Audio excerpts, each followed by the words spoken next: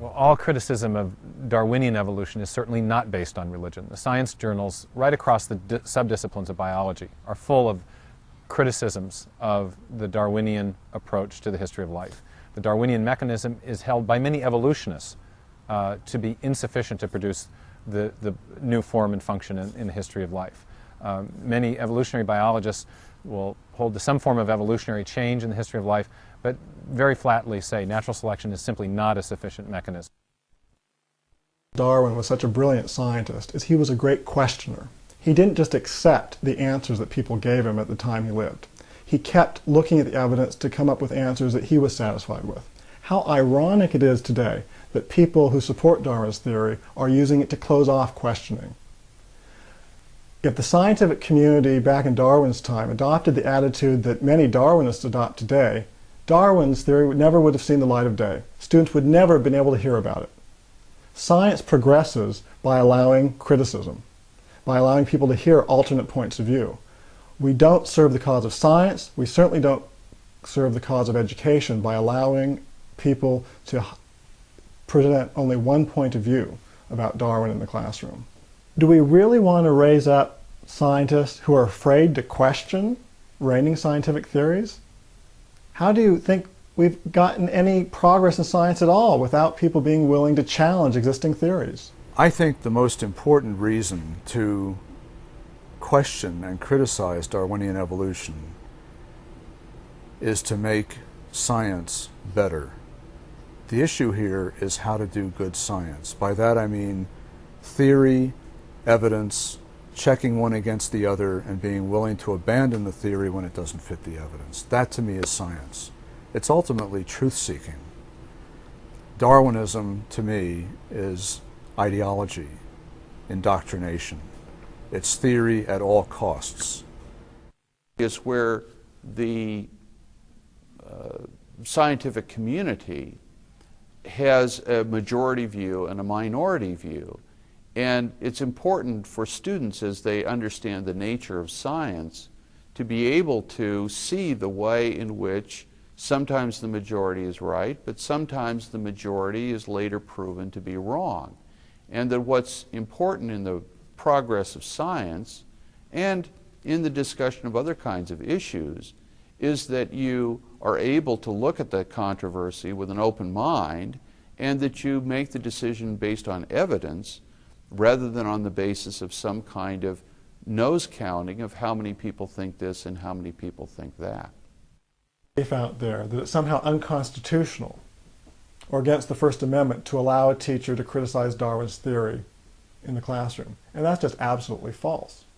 It is not unconstitutional. In fact, it's more consistent with the Constitution to allow a teacher to present alternate views than it is for him just to present one view. And so in those school districts that allow teachers to do that, they don't face lawsuits, or they certainly haven't faced lawsuits that have succeeded, because there's nothing wrong with that. If Burlington School District allowed Roger DeHart to do the things that he wanted to do, there was absolutely no constitutional problem with that. And anyone who thinks that they could be successfully sued based on allowing a teacher to do that is just in another world. I mean, that's just not the case.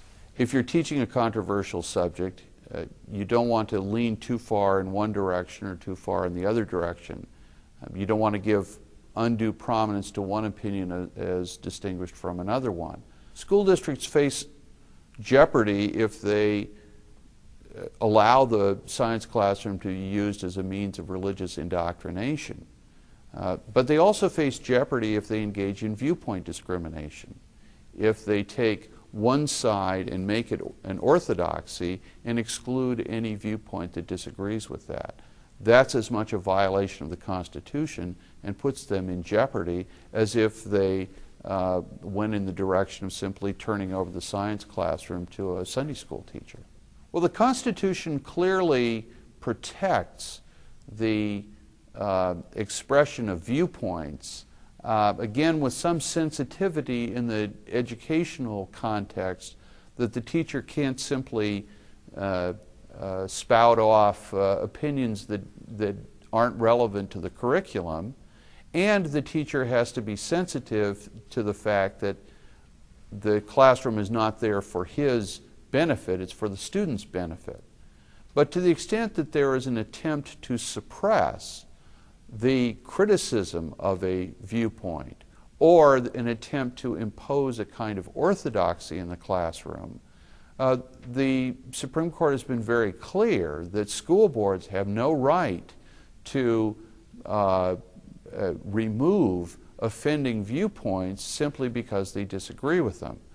There was a case involving a school board that removed books from the school library because they disagreed with their contents. And the Supreme Court recognized that while school boards have broad authority to decide what kind of curriculum they're going to teach, they don't have the authority to remove or restrict viewpoints with which they disagree. Again, subject to the teacher's need to be sensitive to staying with the curriculum and to respecting a variety of different viewpoints on a controversial subject, the school board doesn't have the right to impose a particular viewpoint and insist that the teacher stick with that viewpoint without any divergence. In our politicized society, that a lot of curriculum decisions are not based on what's the best is for students, but what some interest group is demanding. And that's true in science education. And so a lot of the threats and intimidation against teachers who want to criticize Darwin's theory in the classroom comes from these interest groups who write letters and send lawyers to school districts saying, if you allow this, we're going to sue you. And school districts, being fairly conservative in their pocketbook and not wanting to lose hundreds of thousands of dollars on a lawsuit that they don't want to fight, understandably try to squelch the offending teacher. What they don't understand is that in most cases, these sort of threats of lawsuits are completely without basis. They're false threats. They're really like blackmail threats. You know, we won't sue you if you don't do this. But in fact, they're false threats because there's no basis for a lawsuit. Teachers who teach that there is criticism increasingly from scientists of Darwinism have no problem at all normally until the ACLU or some other outside group tries to intimidate the school board. And they're threatened with lawsuits, which they're afraid, wrongly, will lead to a lot of expense for the local school district and a loss in court.